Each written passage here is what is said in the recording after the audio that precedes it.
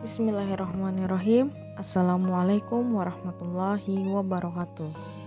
Alhamdulillah, hari ini kita masih bisa belajar bersama kembali, dan kita bertemu di video part ketiga tentang dakwah Nabi Muhammad SAW di Mekah. Di dua video sebelumnya kita sudah membahas ada 5 poin dari dakwah Nabi Muhammad SAW di Mekah. Yang pertama tentang permulaan dakwah Nabi Muhammad, kemudian prioritas dakwah Nabi Muhammad. Yang ketiga, respon masyarakat Mekah terhadap dakwah Nabi Muhammad. Yang keempat, tantangan dan rintangan. Yang kelima, modal kesuksesan dakwah Nabi di kota Mekah. Nah, pada video kali ini kita membahas kelanjutannya, poin ke-6, 7, 8, dan 9 ya. Bagian terakhir kita adalah bagian yang ke-9.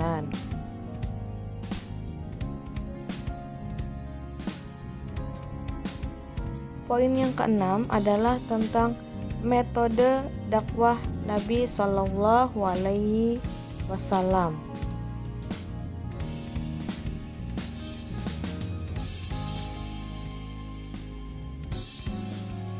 Ketika kita bicara tentang pola atau metode dakwah Nabi Muhammad SAW, kita pasti akan mendengar istilah dakwah rahasia, sirriyah, dan dakwah terang-terangan. Ya, mohon maaf kita ada kesalahan. Yang kedua itu maksudnya adalah dakwah terang-terangan atau jariyah. Ada sedikit kesalahan ya. Jadi pola atau metode dakwah Nabi Muhammad itu ada yang secara rahasia atau sirriyah, dan yang kedua harusnya dakwah terang-terangan atau jariyah ya. Di bagian yang kolom satunya maksudnya adalah dakwah terang-terangan atau jariyah. Kita mulai dengan pembahasan tentang dakwah sirriyah atau tadi dikenal dengan istilah dakwah rahasia. Selain dakwah rahasia, ada juga yang menamainya dengan dakwah secara sembunyi-sembunyi. Nah, dakwah sirriyah ini berlangsung selama 3 tahun. Jadi Nabi Muhammad dulu pertama kali itu berdakwahnya secara sembunyi-sembunyi atau tidak terbuka. Berapa tahun lamanya? Selama 3 tahun. Kenapa Nabi Muhammad berdakwah secara sembunyi-sembunyi? Bukan karena beliau takut, akan tetapi alasannya adalah karena itu merupakan bagian dari strategi dakwah dari Rasulullah. Strategi dakwah Rasulullah itu beliau kenapa berdakwah secara sembunyi-sembunyi? Alasannya yang pertama, karena saat itu pengikut Nabi Muhammad masih sedikit sehingga belum kuat ketika harus secara terang-terangan dan membuat kafir Quraisy semakin marah kepada umat Islam. Itu yang dihindari oleh Rasulullah. Dituliskan untuk menghindari ancaman dan siksaan. Kemudian yang ketiga, Rasulullah itu menggunakan pendekatan personal masih ketika berdakwah secara sembunyi-sembunyi. Pendekatan personal itu yang seperti apa? Pendekatan personal itu masih belum berkelompok, satu persatu masih Rasulullah menerangkan dan mengajak untuk menganut agama Allah, untuk bertauhid kepada Allah. Ini menyebarkan ajaran Islam secara personal satu persatu ya. Ini yang terakhir, mengajak sahabat dan kerabat terdekat. Nah, personalnya tadi bagaimana? Orang-orang yang terdekat dengan beliau saja dulu yang diajak. Di 3 tahun pertama beliau berdakwah di kota Mekah, dari sahabat, kemudian kerabat atau keluarga beliau, seperti itu ya. Jadi alasannya berdakwah secara sirriyah selama 3 tahun tersebut adalah menyangkut strategi dakwah dan juga merupakan perintah Allah. Berikutnya, dari dakwah secara sirriyah tadi, orang-orang yang pertama masuk Islam. Nah, di sini bisa kita kelompokkan 4 orang pertama, yakni Khadijah binti Khuwailid. Ini wanita pertama yang memeluk Islam. Beliau adalah istri dari Rasulullah Shallallahu Alaihi Wasallam. Kemudian yang kedua adalah Ali bin Abi Thalib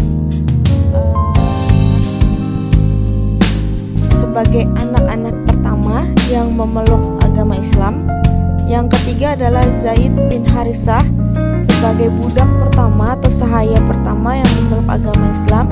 Yang keempat adalah Abu Bakar As-Siddiq sebagai laki-laki dewasa merdeka pertama yang masuk Islam. Orang yang di awal Rasulullah mengajarkan agama Islam memeluk agama Islam. Ini biasanya disebut dengan istilah as-sabiqunal awwalun, orang-orang yang pertama kali masuk Islam. Siapa saja sabiqunal awwalun secara lengkap? Yang jelas 4 orang yang telah disebutkan tadi. Kemudian sahabat-sahabat yang masuk Islam melalui Abu Bakar, jadi sesuai ajakan Abu Bakar.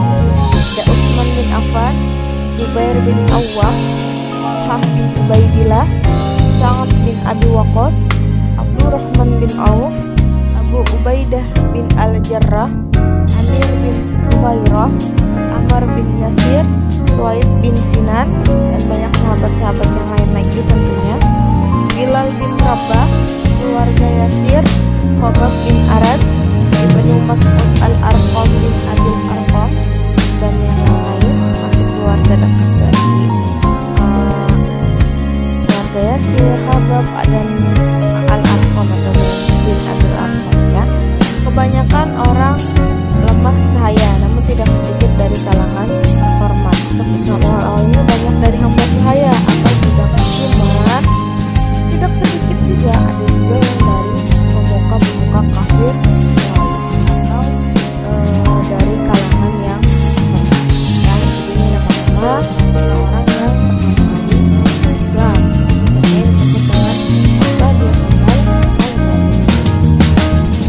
berikutnya kita masuk ke pola dakwah atau metode dakwah yang kedua, yakni dakwah secara terang-terangan atau al-dakwah al-jahar, dilaksanakan setelah surah Al-Hijrah turun. Dakwah ini berlangsung selama 10 tahun dan jelas mendapat penolakan yang sangat dahsyat dari kafir Quraisy. Nah, perintah Allah atau dari Al-Quran yang memerintahkan untuk melakukan dakwah secara terang-terangan ini adalah Quran surat Al-Hijr ayat 94. Bismillahirrahmanirrahim. Fasda' bima tu'maru wa aqim. Artinya, maka sampaikanlah Muhammad secara terang-terangan segala apa yang diperintahkan kepadamu dan berpalinglah dari orang-orang yang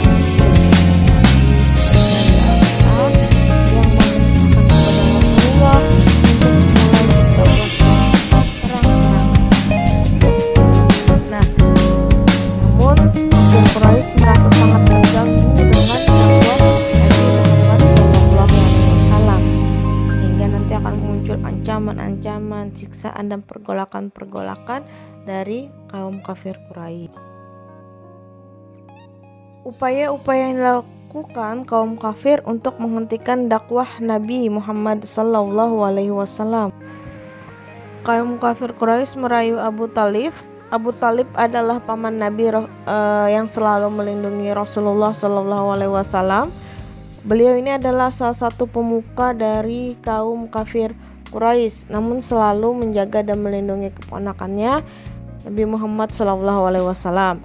Kemudian menawarkan harta, jabatan, dan wanita, menawarkan bertukar sesembahan, menyebarkan fitnah, ancaman siksaan kaum kafir kepada Nabi dan pengikutnya, pemboikotan Bani Hashim dan Bani Muthalib. Ini upaya-upaya yang dilakukan kaum kafir Quraisy untuk menghentikan dakwah Nabi Muhammad. Kaum kafir Quraisy menawarkan untuk bertukar sesembahan, jadi mereka bersedia beriman kepada Allah, tapi Rasulullah juga harus bersedia menyembah berhala mereka. Jadi kayak seperti dibuat penjadwalan, nanti Rasulullah dan pengikutnya mengikuti agamanya kafir Quraisy, nanti kafir Quraisy mengikuti ajaran Islam, yaitu yang mereka tawarkan. Namun Allah Subhanahu wa taala menjawab ini semua menurunkan Quran surat Al-Kafirun ayat 1 sampai 6 ya. Pasti semuanya sudah hafal Quran surat Al-Kafirun ayat 1 sampai 6, yang mana poinnya atau intinya dari surat tersebut adalah kafir Quraisy terus menekan Nabi Muhammad SAW beserta para pengikut beliau, sehingga Rasulullah memutuskan untuk memulai melakukan hijrah. Nah, untuk poin ketujuh kita membahas tentang hijrah ke Habasyi.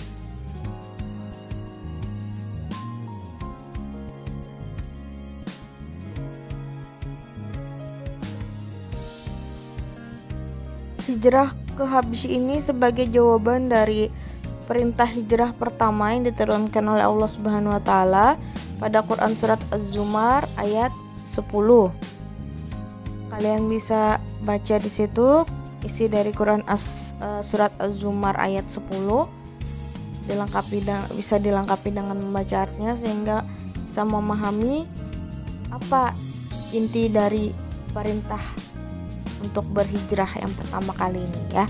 Nah, pertanyaannya sekarang, kenapa hijrah ke Habasyi atau selain kota Habasyi biasanya dikenal dengan kota Habasyah? Kenapa Habasyah yang dipilih?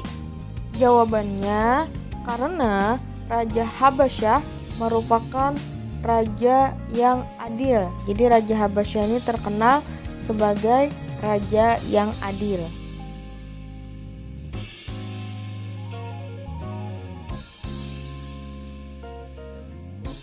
Kota Habasyah atau Habasyi terletak di Afrika Timur. Sekarang namanya adalah Ethiopia.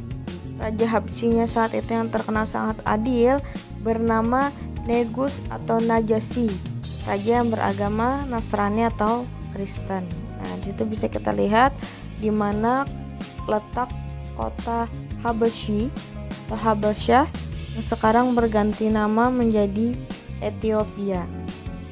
Itu posisi kotanya.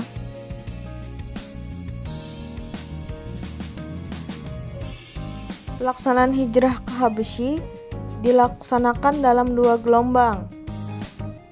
Jumlah keseluruhan kaum muslim yang ikut berhijrah 83 orang laki-laki dan 18 orang perempuan.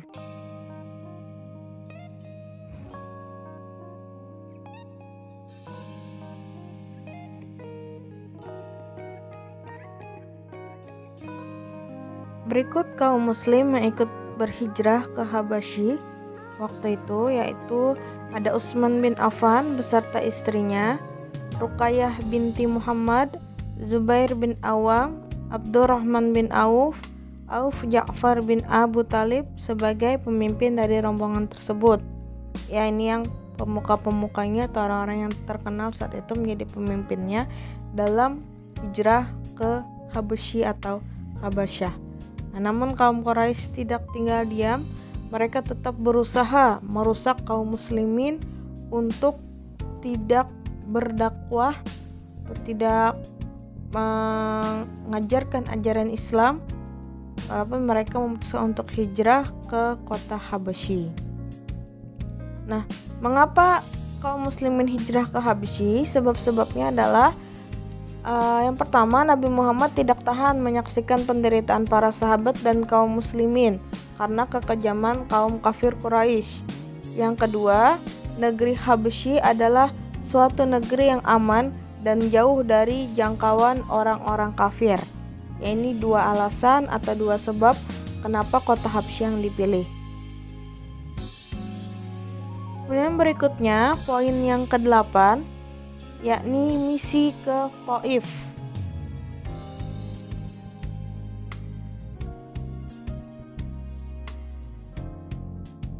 Latar belakang dari misi ke Taif ini adalah pada saat itu merupakan amal huzan atau tahun kesedihan Nabi Muhammad SAW.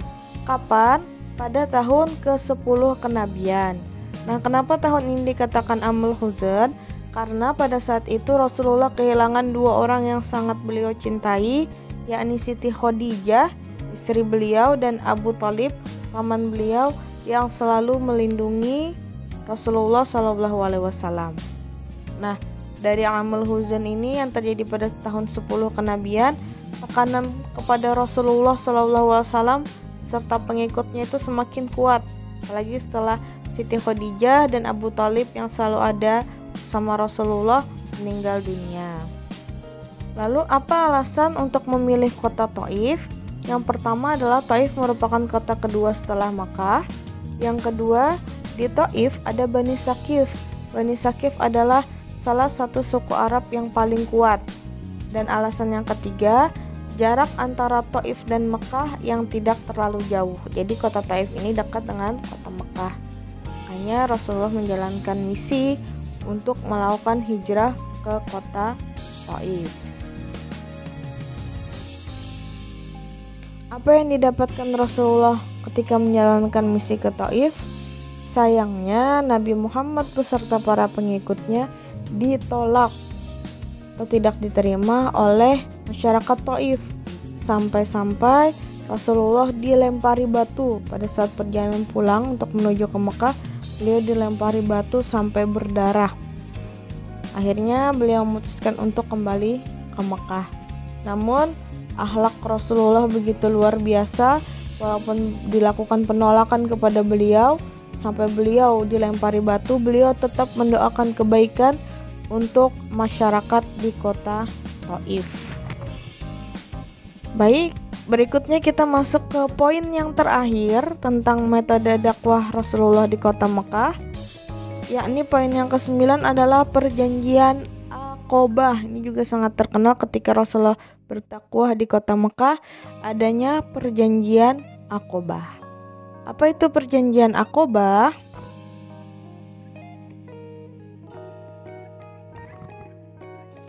Perjanjian Aqobah adalah perjanjian antara Nabi Muhammad SAW dengan sejumlah penduduk di kota Yatsrib, di kota Madinah, yang disertai dengan sumpah setia atau dikenal dengan istilah baiat. Makanya peristiwa ini selain dikenal dengan perjanjian Aqobah, juga dikenal dengan Baiatul Aqobah.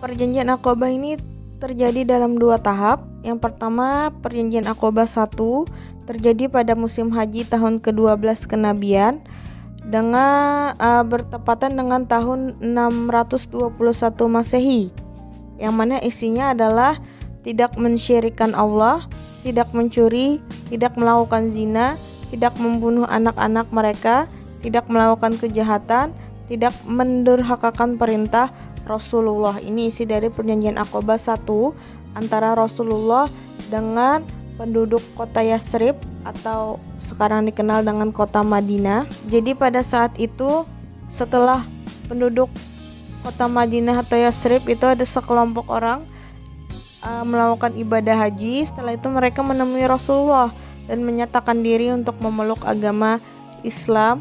Lalu lahirlah atau muncullah perjanjian Aqobah 1.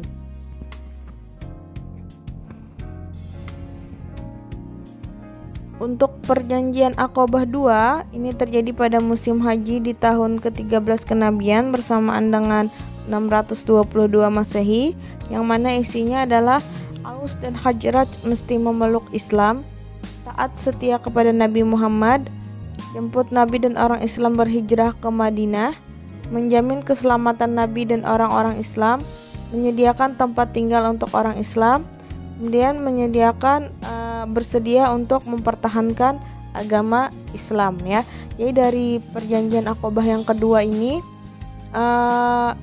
masyarakat kota Madinah atau Yatsrib itu mengundang atau mengizinkan Rasulullah beserta pengikutnya untuk berhijrah ke kota Madinah atau saat itu bernama kota Yatsrib. Apalagi dengan kaum atau Bani Aus dan Khazraj yang memutuskan atau mengikrarkan untuk memeluk agama Islam semuanya, seperti itu, ya.